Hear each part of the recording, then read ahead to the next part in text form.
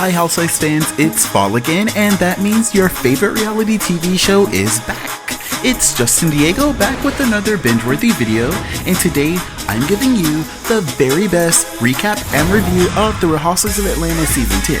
For this video, I've summarized the storylines, picked out the shadiest moments, and revealed a few scenes that you may have missed.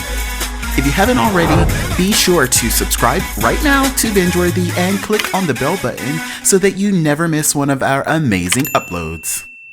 Okay, let's get into these storylines. We'll start with Kandi. She picked up right where she left off with an update to the Old Lady Gang restaurant. It doesn't look like Bravo is interested in going really deeply behind the scenes to let us know what goes on from a day-to-day basis, but just by what we saw in the first episode, I'm really impressed. What did our Nora say? What? They selling marijuana like they selling chicken. Remember we was in Colorado? Yeah, she did say that. We selling chicken like they selling marijuana. I mean, I was sold when they said I'm worth it. But if you've been to the Old Lady Gang in Atlanta, make sure you comment below and let us know what was your favorite dish and give us that tea. Now, Xscape is back, but they have their very own show, so it makes sense why Bravo wouldn't really use much of that as a part of Kandi's storyline. So instead, we'll be seeing Kandi in the mix with the other girls and highlighting how she's a working mom. On top of everything else I do, I'm a mom.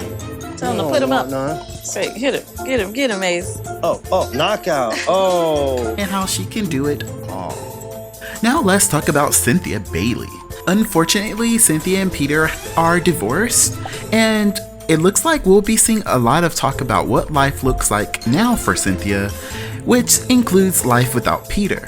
For the premiere episode, all of the ladies attended a 50 Shades of Cynthia Party where they were all expected to come dressed as their favorite version of Cynthia Bailey.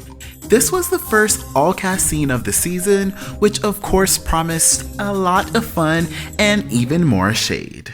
I have an opinion just like everybody else does. You know, like, what the f is wrong with her? And speaking of shade, Nene Leakes is back in Atlanta, and of course, she is back to her shady ways. And now, she's actually pretty cool with all of the girls except Porsha. But that didn't stop her when she came face to face with Kenya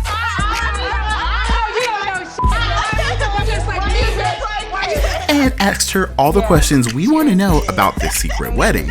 For this season, Kenya will have the most awkward newlywed storyline that nobody saw coming.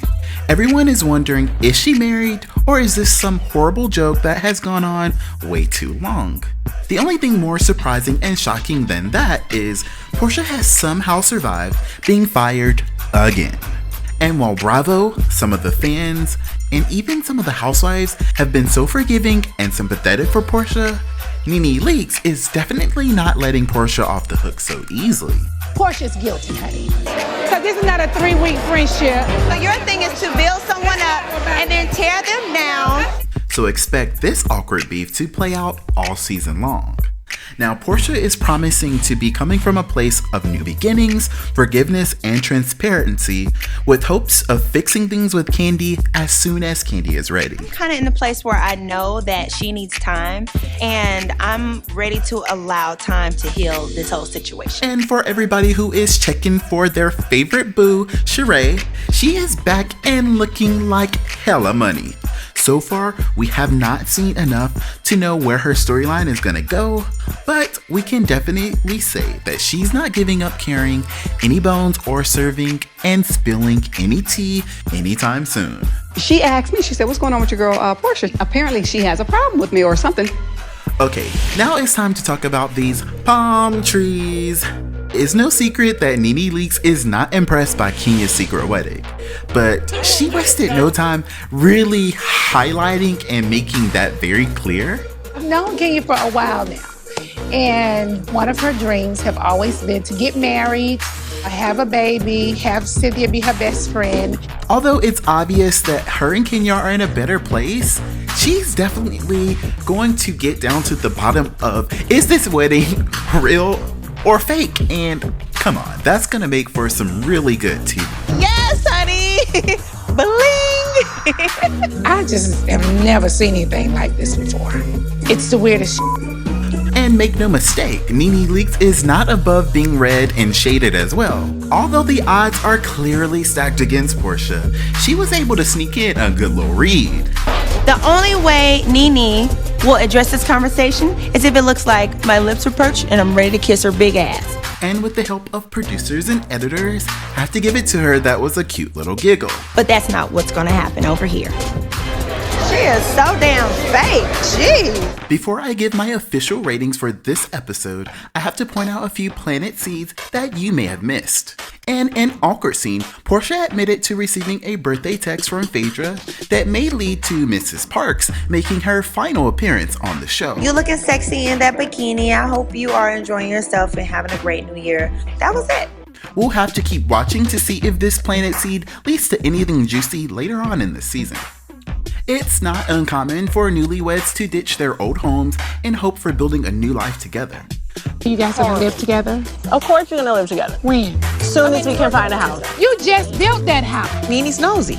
Yes, she did cut off half her nose, but the one that's still left is quite big. That's nosy Nene. But after Kenya Moore made such a huge deal last season about building more manor, I believe that this is a planted seed that we should all keep an eye on as well.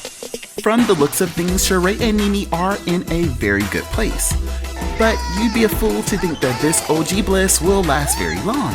If I were in love, Nene would not be the first person I would tell about it. Or second, third, fourth, fifth, sixth, seventh. I don't want to say too much, but you guys should keep an eye on Sheree's prison-based storyline. It may be a lot juicier than we originally thought. Do I know? Maybe. What? We all know what happened the last time Sheree decided to call Tyrone. We were going to Philly. I got a phone call from Tyrone about this opportunity to make money. What you don't understand is how you were running your mouth with him. I was running to the bank, sweetie. And depositing a Trump check. Honey, Donald Trump. She really believed this person for whatever reason. I would never do that to you. At Bingeworthy, we believe there are 5 things that help make a good episode of reality TV. Legendary reads, iconic fashion, heartfelt story, the shade, and what it does for the culture.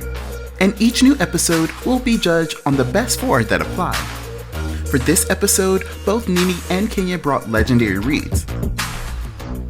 And most of the girls made sure to bring the shade. And seeing as though this episode literally celebrated some of Cynthia's most iconic looks, the ladies also brought the fashion. However, we were left scrambling for a deeper story. And that is why we're giving this episode a B+.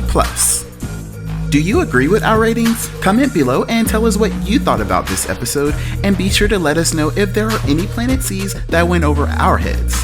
New episodes of The Real Housewives of Atlanta air every Sunday night at 8, and we're going to be here giving you all the binge-worthy videos your heart desire and all the juicy tea. Thank you guys so much for watching this video. Be sure to subscribe and give us a like. And if you're in the mood for a little more awesome, here are a few more videos that you could watch next.